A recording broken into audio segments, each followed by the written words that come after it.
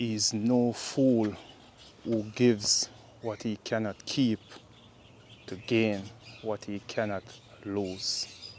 Welcome back to the Country Morrow YouTube channel, Internet Land. I am Country Morrow.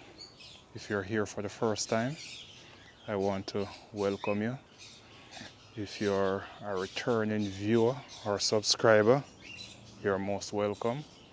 Today we're going to be talking and doing urban homesteading, backyard gardening, all that my backyard entails. We'll be touching on a bit of all or most in this video. So let's not waste any time. Let's get right into it. So down here I have a tomato sucker that I planted a few weeks ago, maybe 3 or 4 weeks now. This is a tomato sucker that I was showing you guys with the fruit on it when I was planting it. This is the fruit. Something had bitten it and it waterlogged or soaked and got rot. But what I'm trying to say is a lot of homesteaders would start panicking with something like this, not because they are frightened, but because of the information that have been putting out there to them, as in the Hollywood type backyard gardening, the Hollywood type raised bed gardening, just this perfect fantasy that is pushed out there on the internet to people who are trying to start a homestead or backyard gardening. Nothing is wrong if you lose a tomato. Nothing is wrong if you lose a bed of carrot. Nothing is wrong if you lose a whole row of pepper. You can learn from it, and it's all a part of the game. Do not beat yourself too hard. These things happen. Excuse me for the paint on my nails. I was doing some undercoating on my truck yesterday, so I was painting and I ended up painting myself also. But these things do happen in your garden, and they will happen in your garden. So get that perfect, as I call it, Hollywood type gardening out of your head, guys. So this will be going to the chicken on the homestead. Inside here, let me just put down this tomato. Inside here, if you can look, firstly, this is all green onions or scallion. I have amaranth here and a few squashes coming across. But in the floor of this, if you can see, I have bell peppers that I didn't get a chance to get to, all rotted. I have bell peppers that I still can harvest. Come across deeper, I still can find more bell peppers to harvest.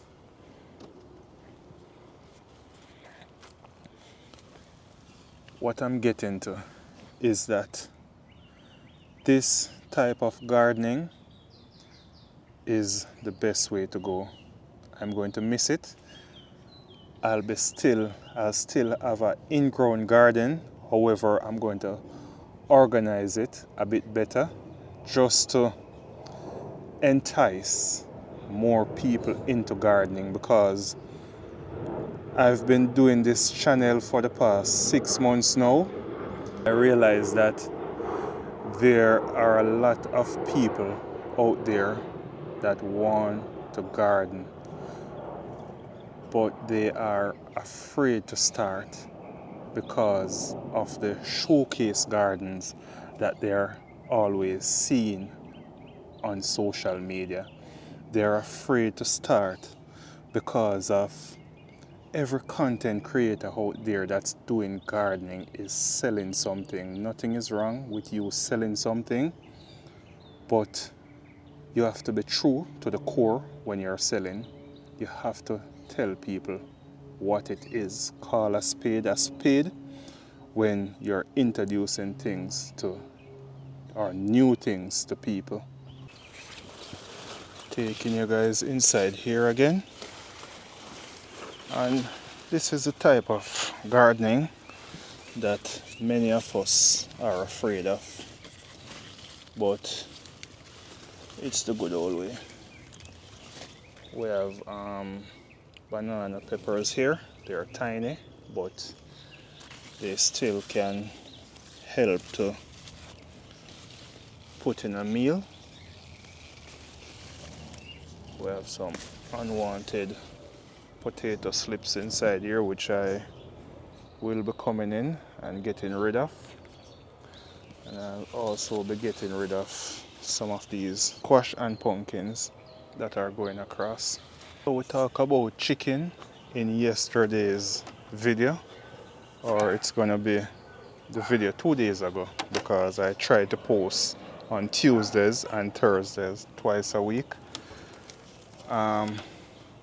Here is my chicken coop. I'm going to take you guys in a bit closer to show you what's happening, but the bedding is very simple.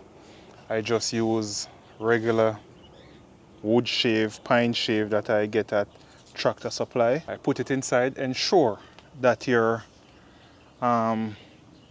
roosting area for your chickens is not being wet, because that is when your chicken coop will carry a smell. My chicken coop is right here. My clothesline is right here. We have clothesline where we hang our clothes because we're in Florida. Florida is a sunshine state. No need for us to be using the dryer unless it is the winter months when we use the dryer. But for 11 months out of the year, our clothes are hung on the line. Now we're inside the chicken coop. This would be the roosting area. And this is how I set it up.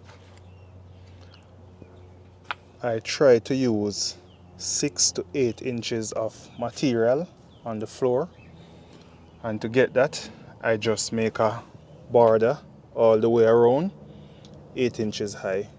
Some of it is 9 inches, but I know once I put down bedding and it reached to that level, I'm there re-bedding, so I don't have to use a roller to come and check my bedding. And as long as you can keep it dry, you can keep all that chicken smell away. This coop setup, I showed you inside.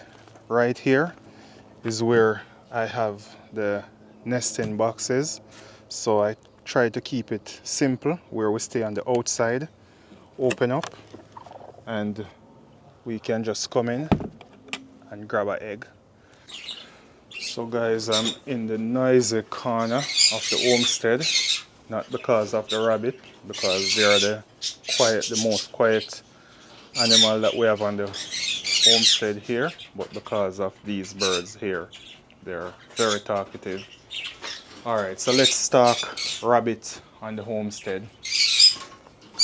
I believe that rabbit is one of the best animal you can have on a urban homestead.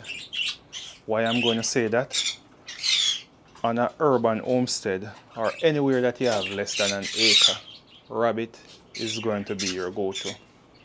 Rabbit is going to outdo cows, goats, pig, sheep, any of those other livestock animals that you'll be talking about.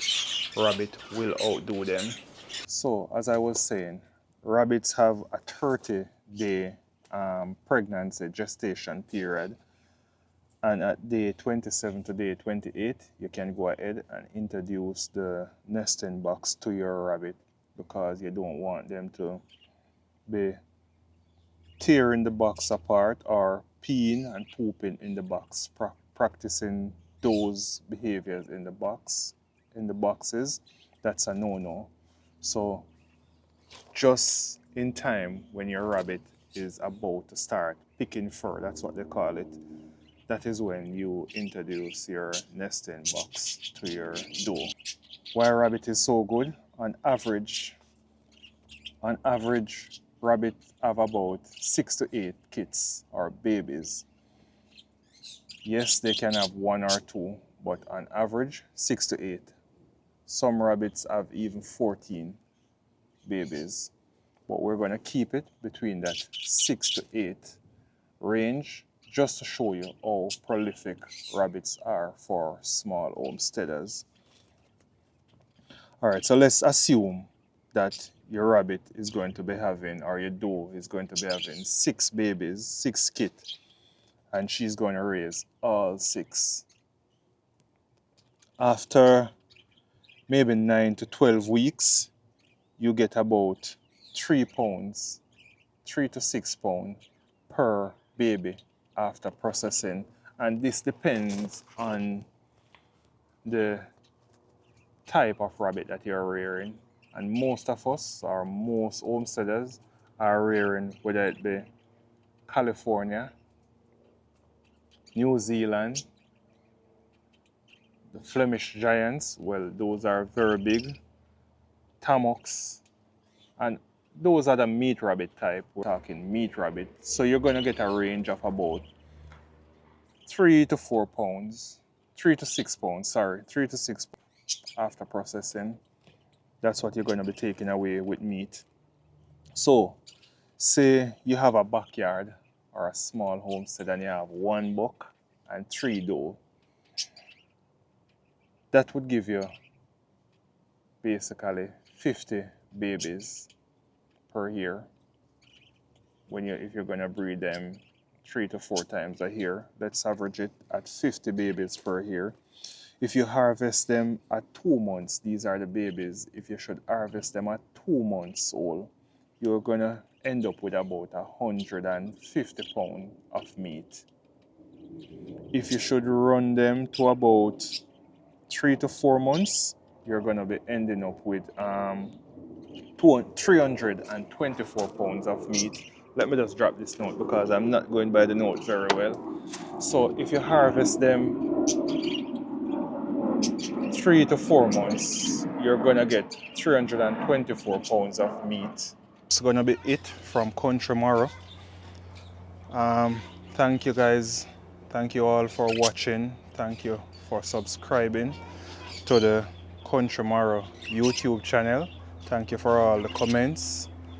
Starting this channel about 5 or 6 months ago, I didn't expect what I'm experiencing now, as in the love from the internet community, you guys on internet land. So I just want to say a big thank you. It has been a great 6 months being here on YouTube, and I think now my mind is made up.